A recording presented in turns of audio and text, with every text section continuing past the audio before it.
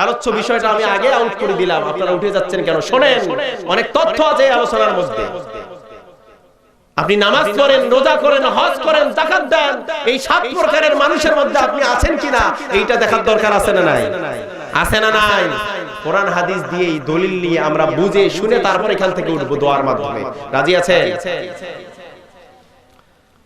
আমার ভাইরা, ইয়াতাখাফাতুনা বাইনাহুম ইল্লা বিসতুম ইল্লা আশরা। আল্লাহু আকবার। সবাই বলুন আল্লাহু আকবার। একজন আর একজনকে বলবে, বড়জন আমরা 10 দিন বেঁচে ছিলাম। কয়দিন? তাদের মনে থাকবে না দুনিয়ার মধ্যে কতদিন বেঁচে ছিল।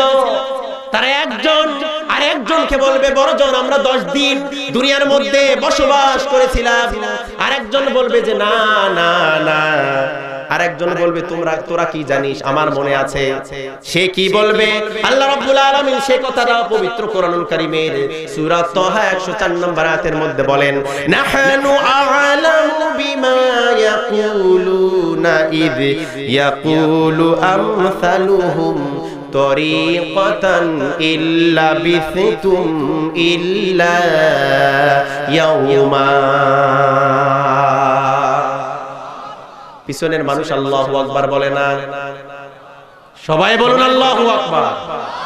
এবার একজন আর একজন চুপি চুপি বলবে যে তোদের চাইতে সময় সম্পর্কে জ্ঞান আমার বেশি। শোন শোন, 10 দিন নয়, 5 দিন নয়, ইল্লা ইয়াউমা, বড়জোর কিয়ামত, বড়জোর দুনিয়ার মধ্যে আমরা ইল্লা ইয়াউমা, একদিন বসবাস করেছিলাম। ওই কিয়ামতের ময়দানে আমরা উঠবো কি উঠবো না? উঠবো না মনে হয়।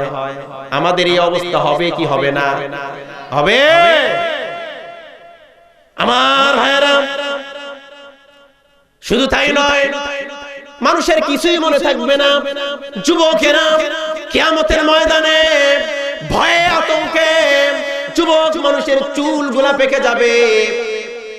সময় সম্পর্কে তাদের কোনো অনুভব থাকবে না, জ্ঞান থাকবে না, মনে থাকবে না।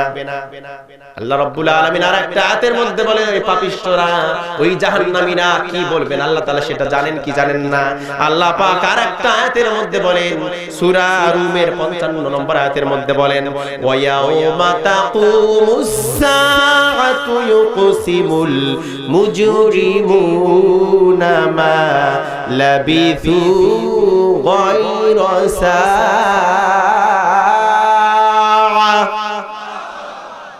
আল্লাহ রাব্বুল আলামিন ভালো করে জানেন বান্দা কি বলবে। জানেন কি জানেন না? কি বলবে বান্দা? এবার আরেকজন ডাক দিয়ে বলবে যে না না, বড়জোর কিয়ামতের ময়দানে, কিয়ামতের ময়দানটা এত বিশাল লম্বা হবে, তারা দুনিয়ার কথা তাদের মনেই থাকবে না। একজন ডাক দিয়ে বলবে যে না, বড়জোর কিয়ামতের ময়দান থেকে তারা বলবে যে বড়জোর দুনিয়ার মধ্যে আমরা একটা মুহূর্ত বেঁচে ছিলাম, মানে কয়েক সেকেন্ড। একজন আরেকজনকে বলবে যে বড়জোর কয়েক সেকেন্ড আমরা দুনিয়ার মধ্যে বেঁচে ছিলাম, এর বেশি না। তাহলে আমার ভাইরা, যে কিয়ামতের ময়দান এত বিশাল, কিয়ামতের ময়দান তামা হয়ে যাবে, সূর্যটা মাথার উপরে চলে আসবে, ওই কিয়ামতের ময়দানে কারো ক্ষমতা থাকবে নাকি? কেউ কাউকে চিনবে নাকি? কেউ কাউকে চিনবে না। ক্ষমতা কাউরে থাকবে না, একমাত্র ক্ষমতা থাকবে কার? আরো জোরে বলেন কার? আরো একটু জোরে বলেন কার? একমাত্র আল্লাহর ক্ষমতা থাকবে। আর মানুষেরা অস্থির হয়ে যাবে কিয়ামতের ময়দানে। একদল মানুষ তারা বলবে, ও আল্লাহ, কিয়ামতের কঠিন এই মুহূর্ত আমাদের সহ্য হয় না গো আল্লাহ, আমাদেরকে হয় জাহান্নামে দাও, হয় জাহান্নামে দাও, অথবা জান্নাতে দাও।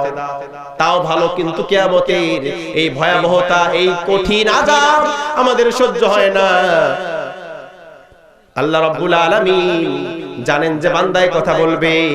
আমার বন্ধুরা, কোরআনের তাফসীর 5 ভাবে করা যায়। তার মধ্যে প্রথমটা হচ্ছে কোরআনের তাফসীর হয় কোরআন দিয়ে, কোরআন টু কোরআন দিয়ে, কথা বলেন ঠিক কিনা? আবার আরেকটা তাফসীর হয় হাদিস দিয়ে, কোরআন অথবা হাদিস দিয়ে। এবার তাফসীর হবে হাদিস দিয়ে, কি দিয়ে? কথা বলেন, কি দিয়ে?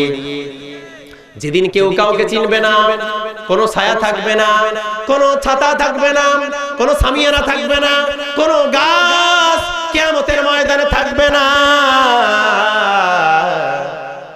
একমাত্র একটা মাত্র ছায়া থাকবে, আল্লাহ রাব্বুল আলামিনের আরশে আযীমের ছায়া থাকবে, তাছাড়া আর কোনো ছায়া থাকবে না।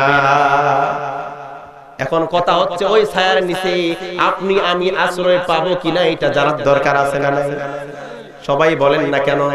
নামাজ পড়ি, রোজা করি, হজ করি, যাকাত দেই, সব কিছু করি, কিন্তু ওই 7 প্রকারের মানুষ তারাই সৌভাগ্যবান যারা কিয়ামতের ময়দানে আল্লাহ রাব্বুল আলামিনের মেহমান হয়ে যারা আরশে মুআল্লার ছায়ার নিচে আশ্রয় পাবেন, তারাই তো প্রকৃত মুসলমান, তারাই তো সৌভাগ্যবান। কথা বলেন ঠিক কিনা? সৌভাগ্যবান কয় শ্রেণীর মানুষ? আরো জোরে, জোর হলো না, আরো জোরে।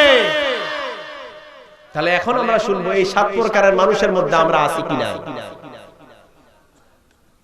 আল্লাহ রাব্বুল আলামিন কাদেরকে কিয়ামতের ময়দানে কঠিন রোজ মাহশারে কাদেরকে আরশে আযীমের মেহমান বানাবেন, ছায়ার নিচে বসায় দিবেন, আশ্রয় দিবেন, জানার দরকার আছে না নাই? আন নবী হুরায়রা রাদিয়াল্লাহু তাআলা قال النبي صلى الله عليه وسلم سبعة يذلهم الله في ذلة يوم لا ذل إلا ذله إمام عادل وشاب نشأ في عبادة الله عز وجل رجل قلبه معلق في المساجد জোরে বলুন আল্লাহু আকবার। 7টা শুনতে রাজি আছেন না? একটা দুইটা বলবো? 7টাই শুনবেন? তাহলে কেউ কাউকে উঠতে দিবেন, উঠতে দিবেন। ভাইরা, কোরআনের কথা সবাইকে ভালো লাগবে না, আমি আগেই বলেছি। কোরআনের কথা বক্তার মতো করে হবে না, কোরআনের কথা সভাপতির মতো করে হবে না, কোরআনের কথা প্রধান অতিথির কথা মতো হবে না, কোরআনের কথা কমিটির কথা মতো হবে না, কোরআনের কথা শ্রোতার কথা মতো হবে না। কোরআনের কথা হবে আল্লাহ যা বলেছেন, কোরআনে যা আছে তাই বলতে হবে, তাই কোরআনের কথা। কথা বলেন ঠিক কিনা? কাউকে ভালো লাগুক আর না লাগুক, কোরআনে যা আছে তাই বলতে হবে। কথা বলেন ঠিক কিনা? কোরআন সবাইকে ভালো লাগে না। আর একটা উদাহরণ দেব, দিলে কষ্ট হবে। আর একটা উদাহরণ দিয়ে আলোচনার দিকে যাই। সবাইকে আসলে ভালো লাগবে না, অনেকে আসছে তো হুজুরের ভুল ধরার জন্য।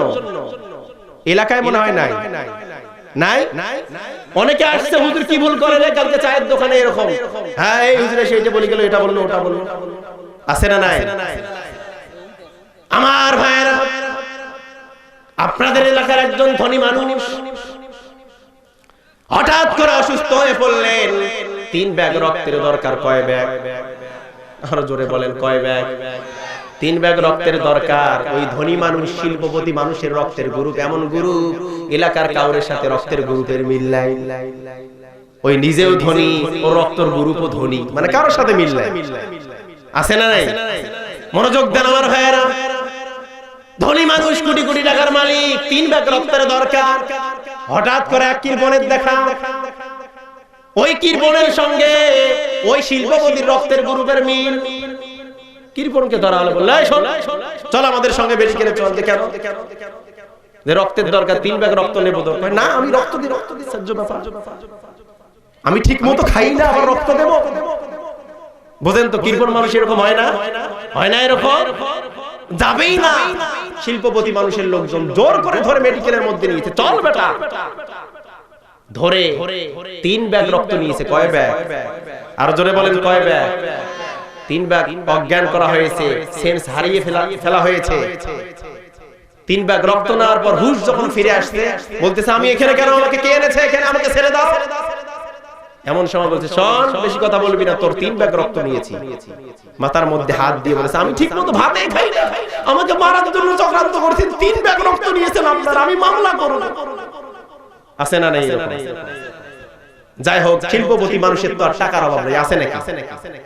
এই কান্নাকাটি দেখে তাড়াহুড়া করে পকেট থেকে 3 লক্ষ টাকার 3টা বান্ডিল বের করে দিয়েছে। কয়টা টাকা দিয়েছে? কয় লক্ষ? জোরে বলেন না, কয় লক্ষ? 3 লক্ষ টাকা। বড় কি যে টাকা? কয় টাকা? 3 লক্ষ। 3 লক্ষ খুশি হয়েছে না বেজার? আরো জোরে বলে। এবার একটা মুচকি হাসি দিয়ে বলে যে আরো রক্ত রক্ত লাগবে নাকি? এখন রক্তই দেয় না, টাকা যখন পাইলো বলতেছে আরো রক্ত লাগবে নাকি? বলে যে না এখন লাগবে না, তবে মোবাইল নাম্বার দিয়ে যা, যখন লাগবে ফোন করে ডেকে তোর কাছে আমরা রক্ত নেব। মোবাইল নাম্বার দিয়ে গিয়েছি, শিল্পপতির মোবাইল নাম্বার নিয়ে গিয়েছে। 10 দিন পর পর ফোন দেয়, স্যার আমি ওই যে অমুক, আমার যে রক্ত নিলেন। বলে কেন ফোন দিয়েছে? যে রক্ত লাগবে নাকি? স্যার আমি তো রেডি। তার মানে ওর ধারণা রক্ত দিলেই তো টাকা পাওয়া যায়। কথা বলেন ঠিক কি? মাঝে মাঝে ফোন দেয়, বিরক্ত করে। 3 মাস পর আবারও রক্তের দরকার। কয় মাস পর? আরো জোরে বলে। 3 মাস পর আবারও রক্তের দরকার। শিল্পপতি ফোন দিয়েছে, শোনো তুমি কোথায়? যে স্যার আমি তো বাড়িতে, রক্ত লাগবে নাকি? যে হ্যাঁ স্যার আমি এক্ষুনি আসতেছি, কাটেন মোবাইল, তাড়াতাড়ি আমি আসতেছি। এই মোবাইল কেটে দিয়ে তাড়াহুড়ো করে রওনা করছে। আবার ওই মেডিকেলের মধ্যে গিয়ে 3 ব্যাগ রক্ত দিয়েছে। এবার 3 ব্যাগ রক্ত আগের মধ্যে দিয়েছে, টাকা পাইছে কয় লাখ?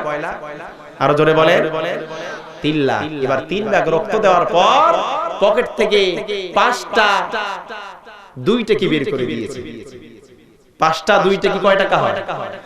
10 টাকা। তার মধ্যে 2টাই ছিঁড়া, অচল। এবার এই গরিব লোক, কৃপণ লোক বলল, আপনি মানুষ নাকি? আপনি 3 মাস আগেই 3 ব্যাগ রক্ত নিয়েছেন, আমাকে 3 লক্ষ টাকা দিয়েছেন। আর 3 মাস পরে 3 ব্যাগ রক্ত নিলেন, আপনি দিলেন 10 টাকা, তার মধ্যে 2টাই অচল। আপনি কি মানুষ? এটা কি হয়? বিভিন্ন কথাবার্তা। এবার শিল্পপতি ডাক দিয়ে বলে, শোন 3 মাস আগে আমি ধনী ছিলাম, আমার মনটা ছিল ধনী। 3 মাস, এই 3 মাসের শুরুতে যখন রক্ত নিয়েছি তো রক্তের মধ্যে ছিল ভাইরাস। তুই হইলো এরকম কৃপণ, তো রক্ত কৃপণ। ওই কৃপণ রক্ত যখন আমার গায়ের মধ্যে আসছে, আমি নিজেই কৃপণ হয়ে গিয়েছি। কথা বুঝলেন? ধনী বুঝাইতে চায় আমি তো আগে বড় লোক ছিলাম, মনটা আমার বড় ছিল, তো রক্ত আমার শরীরে যখন আসছে আমি নিজেই কৃপণ হয়েছি। এটা আমার দোষ না, এটা তোর রক্তের দোষ। কথা বলেন না? এটা আমার দোষ নয়, এটা তোর রক্তের দোষ। আমি বলতে চাই, যাদের রক্তের মধ্যে আবু জাহেলের রক্ত, ফিরাউনের রক্ত, হামানের রক্ত, কারুনের রক্ত, তাদেরকে কোরআন ভালো লাগবে না, তাফসীর ভালো লাগবে না, তাদেরকে ভালো লাগে গান আর বাজনা। সেজন্য 2 ঘন্টা তাদের সময় নষ্ট হয় মনে করে তারা উঠে যায়। কথা বলেন ঠিক কিনা? কথা ঠিক আছে? আলোচনা চলবে সারা দিন। তার মানে উনি বোঝাইতেছেন রাতও চলবে, আবার তার পরের দিনও। একদিনে হয় না, আবার তার পরের দিনও। এক ছেলেকে ধরে যায়, শোন তোর গায়ের মধ্যে এতগুলো তাবিজ কেন? 3টা 4টা তাবিজ নিয়ে ঘুরিস বেটা। বলতেছে যে ভাই কি আর বলবো চাচা, আমাকে আমার মা তাবিজ দিয়েছে। আমি বললাম মা ভর লাগে, তাবিজগুলো খুলে তুই। মা বললো শোন খোলা যাবে না, তুই হওয়ার আগে বহু চিনামানা করেছি, মানচিন করেছি, এটা করেছি, ওটা করেছি, তাবিজ নিয়েছি। এই বাবা তোকে তাবিজ দিয়েছে, এই তাবিজ তোর গলার মধ্যে রাখতে হবে। সে বুঝাইতে যাচ্ছে যে চাচা আমি হই না জন্য আমাকে তাবিজ দিয়ে দুনিয়ার মধ্যে আনছে, এই তাবিজ খুললে আবার মরার সম্ভাবনা আছে। তার মানে সে বুঝাইতে চায়। তখন বলছে যে তোমরা তাহলে কয় ভাই? যে আমরা কোনো ভাইটাই নেই, আমি একলা। বলে একাই মানে? বলে হ্যাঁ দেখেন না আমার গলার মধ্যে তাবিজ, আমি একাই হই না, আরফির ভাই। কথা বুঝলেন? মানে রাতেই এক রাতেই হয় না, 2 ঘন্টা লোক উঠে যায়, আবার নাকি দিনে। আজকেই হয় না, আবার কালকে হবে, আজকে হবে, হবে, চলবে চলবে। আলহামদুলিল্লাহ বলি। আর একটা লোক উঠবেন না তো? আসুন আলোচনার দিকে যাই। আমার বন্ধুগণ, সৌভাগ্যবান 7 প্রকারের মানুষ। আপনি নামাজি হন, আপনি রোজা করেন, আপনি হাজি হন, তাতে আপত্তি নাই। আপনি ওই 7 প্রকারের মানুষের মধ্যে যদি থাকেন তাহলে মনে করবেন আপনার ইবাদত কবুল হয়েছে। আর ওই 7 প্রকারের মানুষের মধ্যে যদি আপনি না থাকেন তাহলে আপনার ইবাদত আল্লাহর দরবারে কবুল হয় নাই। আমরা মানুষেরা এত বড় নাফরমান, এত বড় নিমক হারাম। মানুষেরা এত বড় নিমক হারাম, আল্লাহকে মানুষেরা চেনে না, কথা বলেন ঠিক কিনা?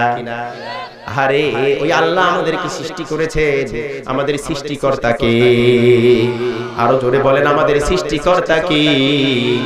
আল্লাহ আমাদেরকে সৃষ্টি করেছেন। আল্লাহ আমার মনে হয় দুঃখ করে একটা আয়াত পবিত্র কোরআনুল কারীমের মধ্যে বলেছেন, কাইফা তাকফুরুনা বিল্লাহি ওয়া কুনতুম আমওয়াতান ফাআহইয়াকুম সুম্মা ইউমীতুকুম সুম্মা ইউহয়ীকুম সুম্মা ইলাইহি তুরজাউন। আল্লাহু আকবার। সবাই বলুন আল্লাহু আকবার। আল্লাহ রাব্বুল আলামিন বলেন, বান্দা তোমরা কেমনে আমাকে ভুলে যাও? তুমি তো এক সময় কোন বস্তু হিসেবে, কোন মানুষ হিসেবে দুনিয়ার মধ্যে তোমার কোনো পরিচয় ছিল না। তুমি কেমনে আমাকে ভুলে যাও? কেমনে আমাকে ভুলে যাও? আমি আল্লাহ রাব্বুল আলামিন সাধারণ 2 ফোঁটা নাপাক পানির থেকে, ও বান্দা আমি তোমাকে সৃষ্টি করেছি, তুমি কেমনে আমাকে ভুলে যাও? শুধু সৃষ্টি করি নাই, বান্দা শুধু তোমাকে সৃষ্টি করি নাই, আমি আল্লাহ তোমার ভিতরে রূহ দিয়েছি, শুধু তাই নয়, আমি জীবন দিয়েছি, শুধু তাই নয়, আমি মরণ আল্লাহ রাব্বুল আলামিন দিয়েছি। কথা বলেন ঠিক কিনা? তোমরা কেমনে আমাকে ভুলে যাও? কেমনে ভুলে যাও? ও ভাইরা, কোরআন কেন ভালো লাগে না? তোমরা কেমনে আল্লাহকে ভুলে যাও? কেন আল্লাহর কোরআন তোমাদের ভালো লাগে না? আল্লাহ তাআলা বলেন, বান্দা কেমনে তোমরা আমাকে ভুলে যাও? আমি তোমাকে সৃষ্টি করেছি 2 ফোঁটা নাপাক পানির থেকে। কথা বলেন ঠিক কিনা? 2 ফোঁটা নাপাক পানির থেকে বান্দা মানুষকে সৃষ্টি করেছে। আল্লাহ রাব্বুল আলামিন বলেন, ও বান্দা কেমনে তুমি আমাকে ভুলে যাও? এক সময় কি আমার অস্তিত্ব ছিল? এই বাবাজির অস্তিত্ব ছিল? এই বাবাজির অস্তিত্ব ছিল? এক সময় আমাদের নাম ধাম, আমাদের ঠিকানা কিছুই ছিল না। আবার একদিন এমন হবে আমরা দুনিয়া থেকে মরে যাব, চলে যাব, আমাদের নাম থাকবে না, নিশানা থাকবে না। কথা বলেন ঠিক কিনা? আল্লাহ তাআলা বলেন, কাইফা তাকফুরুনা বিল্লাহি ওয়া কুনতুম আমওয়াতা। কেমনে ভুলে যাও? তোমরা কি একটু চিন্তা করো না?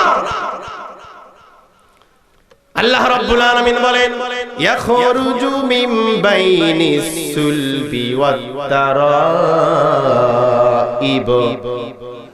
আল্লাহু আকবার। আরো জোরে বলেন আল্লাহু আকবার। আল্লাহ রাব্বুল আলামিন বলেন, বান্দা তুমি কেমনে আমাকে ভুলে যাও? ইয়াখরুজু মিন বাইনিস সুলবি ওয়াত তারাইব। যা বান্দার পৃষ্ঠদেশ থেকে এবং বক্ষ দেশ থেকে যে পানিটা নির্গত হয়, যে পানিটা বের হয়, এরকম 2 ফোঁটা নাপাক পানির থেকে আমি আল্লাহ রাব্বুল আলামিন তোমাকে সৃষ্টি করেছি। এলাকার মধ্যে আমার কোনো নাম ছিল না, দাম ছিল না, বংশ পরিচয় ছিল না। আল্লাহ রাব্বুল আলামিন বলেন, 2 ফোঁটা নাপাক পানির থেকে বান্দাকে আমি সৃষ্টি করেছি। ইয়াখরুজু মিন বাইনিস সুলবি ওয়াত তারাইব। সুলবুন বলা হয় ওই পানিটাকে, বাবার পৃষ্ঠদেশে যে পানিটা জমাট করেছে আল্লাহ রাব্বুল আলামিন, পুরুষের পৃষ্ঠদেশের মধ্যে যে পানি, এই পানিটা বাবা মায়ের মিলনের মাধ্যম দিয়ে এই পানিটা প্রবল আকারে, এই পানিটা যখন মায়ের রেহেমের মধ্যে প্রবেশ করেছে, আর মায়ের বক্ষ দেশ থেকে অত্তারাইব, যে পানিটাকে বলা হয় অত্তারাইব,